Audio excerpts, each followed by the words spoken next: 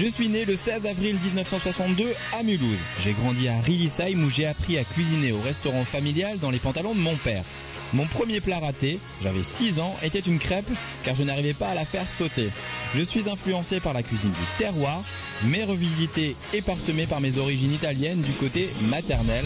Je suis Jean-Marc Chienny, restaurant La Poste, Riedisheim. Aujourd'hui, j'ai décidé de vous emmener dans un établissement emblématique du Haut-Rhin, le restaurant La Poste Chienny à Riedisheim. Et je rejoins Jean-Marc Chienny, la 6e génération de cuisiniers dans le même établissement et dans la même famille. Tout à fait. Voilà, bonjour Nico.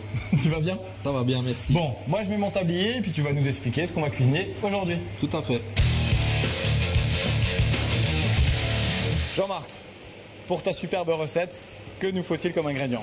Donc il nous faut quelques oignons hachés, un petit peu de purée d'ail, un blanc de poireau émincé, une carotte coupée en cubes, un petit peu de concentré de tomate, du beurre, bien évidemment du sel, l'espuma de lard, un peu de poivre, du fumet de homard, des noix de Saint-Jacques, c'est évident, du lard et des pommes de terre.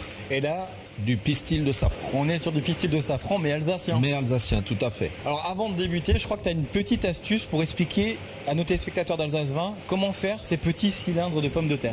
C'est tout bête en fait. Avec l'aide d'un vide-pomme, je prends la pomme de terre, je l'égalise de chaque côté de façon à ce qu'elle soit bien stable. Et avec le vide-pomme, je forme des cylindres. Et voici le résultat en fait. Jean-Marc, on débute ta recette. Oui. Donc avec un peu de beurre pour 2 personnes, à peu près. Pour 2 personnes, il faut compter 50 grammes de beurre. Ok. Donc on va faire suer les oignons. Alors suer les oignons. C'est-à-dire quoi? Sans coloration, les faire revenir légèrement dans du beurre. J'ajoute le blanc de poireau émincé, un petit blanc de poireau. Je rajoute les dés de carotte, une carotte pour 2. Donc une fois que les légumes ont bien sué, je rajoute un petit peu de purée d'ail, je rajoute l'équivalent d'une demi-cuillère à café et ensuite je vais rajouter le fameux safran alsacien. Donc voilà, on sent déjà tous les parfums, à peine on a, tu vois? Fantastique quoi. Fabuleux, hein?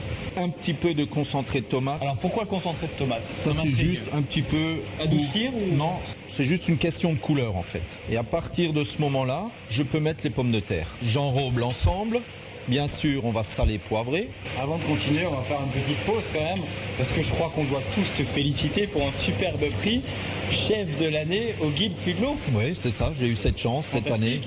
C'est fantastique et pour moi bien sûr, puisque c'est ma cuisine qui a été gratifiée, on va dire, mais c'est surtout et avant tout un travail d'équipe, ça fait vraiment plaisir. En tout cas, félicitations parce que tout le monde a vraiment été très heureux pour toi. Merci beaucoup. Donc là, on va rajouter les éléments liquides, à savoir du vin, ici en l'occurrence du Riesling. Donc on va mouiller pour déglacer la casserole avec un demi-verre à vin. On va laisser une bonne petite minute, laisser s'évaporer un peu l'alcool.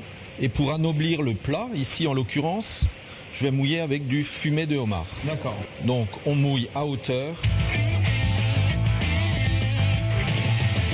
Donc on va passer à la cuisson des Saint-Jacques. Oui. Une poêle anti-adhésive, très peu d'huile d'olive. On va les mettre en cuisson. Alors voilà, bien chaude. Donc une belle coloration bien dorée. Voilà. Donc on va passer au dressage. Donc tout simplement, on dresse les pommes de terre dans notre verre. Bien mettre du jus de cuisson à hauteur. Et ensuite on va dresser gentiment les noix de Saint-Jacques. Et ensuite l'espuma de lard. Un petit peu de mignonnette de poivre noir et les fameuses chips de lard, vous la dressez harmonieusement sur le plat.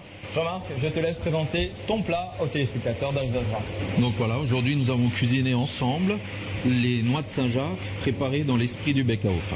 Je suppose que je vais avoir quelques courriers de téléspectateurs pour nous féliciter pour ce Bäckerhof revisité. Très bien. Bonne continuation. Merci. Bon vent. Quant à nous, on se retrouve dès demain sur le site d'alsace20.tv, sur le site de julienbins.com et je crois que tu connais la fin.